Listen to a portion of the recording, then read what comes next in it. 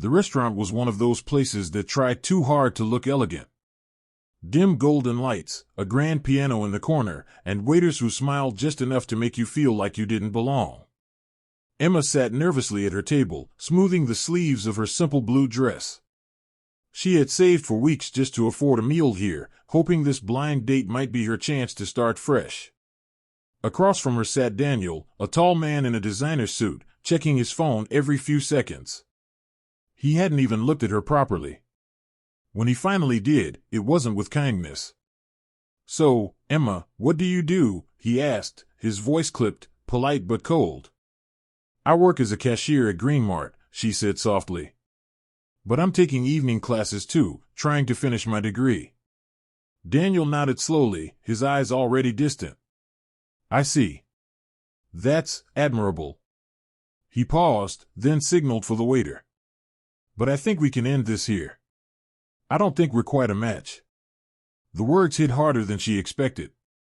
She forced a small smile. "Oh. Of course." He stood, leaving enough cash on the table to cover his drink.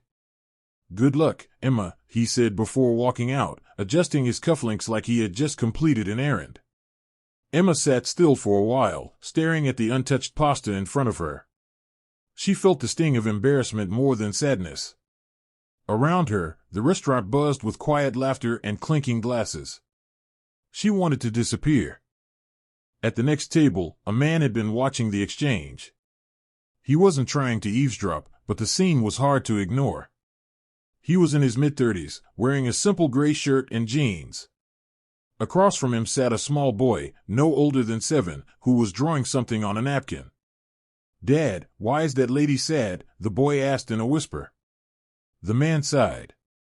"Sometimes, people forget how to be kind."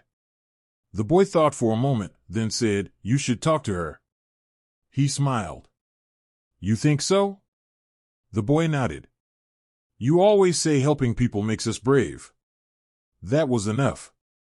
The man stood, picked up his coffee, and walked over to Emma's table. "Hi," he said gently. "I don't mean to intrude, but I couldn't help overhearing. Are you okay?" Emma blinked, surprised. "Oh, yes. I'm fine. Just not a great night." He smiled, kind but cautious. "I'm Jack, and that little artist over there is my son, Noah. We were just having dinner, but he insists we shouldn't let you eat alone." Emma looked at the boy, who waved shyly. She couldn't help but laugh. "He's persuasive." Jack pulled out a chair. "Mind if we join you?" She hesitated, then nodded. "Please." They ate together, and slowly, the tension melted. Noah showed Emma his napkin drawing, a clumsy sketch of a helicopter flying over a city. She asked questions, laughed at his silly jokes, and for the first time that evening, she felt seen. Jack listened more than he spoke, but when he did, his words see. He told her he worked as an engineer, mostly designing equipment for small aviation companies. His wife had passed away years ago, and he'd been raising Noah alone. When the check arrived, Jack quietly covered the bill before Emma could protest. "You didn't have to," she began. "I wanted to," he said. "And before you think it's charity, it's not. It's thanks." Noah hasn't smiled this much all week. Emma's eyes softened. "Thank you." "Really?" They walked out together, into the cool night air. The parking lot was mostly empty. Above them, the distant hum of a helicopter echoed in the sky. Noah looked up excitedly. "Dad! Look! It's just like my drawing." Jack looked up, and froze. The helicopter wasn't just passing by. It was descending, its blades chopping through the air. The restaurant staff rushed out, startled by the noise. Emma covered her ears, confused. "What's happening?" Jack squinted as the helicopter landed on the nearby helipad, and a man in a black suit stepped out, flanked by 2 guards. He walked straight toward Emma. "Miss Carter," he said firmly. "We've been looking for you. Your uncle sent us. There's an emergency at the estate." Emma blinked, her heart racing. I think you have the wrong person. The man shook his head. No mistake. Your uncle left instructions. You were to be found if you ever tried to live on your own again. Jack looked at her, stunned. Estate?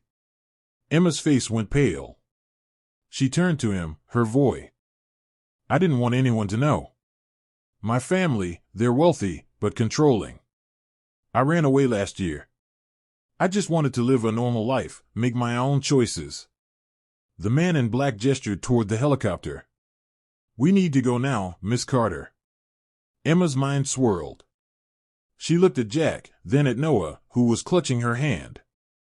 Do you have to go? The boy whispered. She knelt down.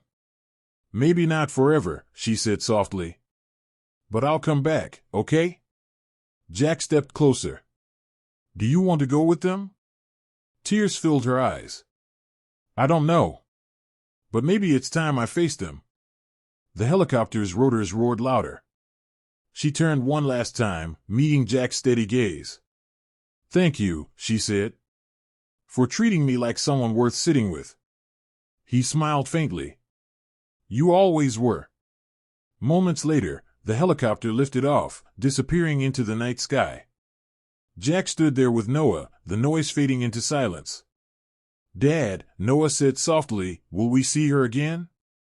Jack watched the sky. I think so, he said. Some people aren't meant to vanish. They just come back when you least expect it. And somewhere above the city lights, Emma Carter closed her eyes, wondering how a single act of kindness from a stranger had changed the course of her life forever.